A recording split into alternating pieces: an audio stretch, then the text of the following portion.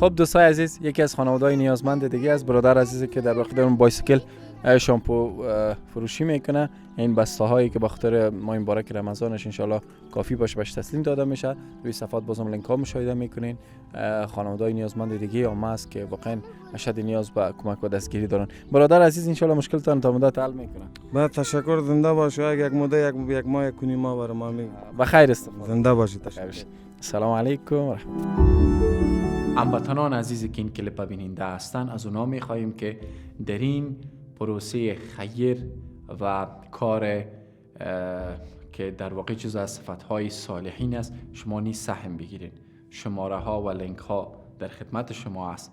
شما میتونین به طور 24 ساعت هم تماس بگیرین و هم در این لینک ها داخل شده به اندازه نیازمندیتان، به اندازه تواناییتان کمک کنین این نیازمند داره.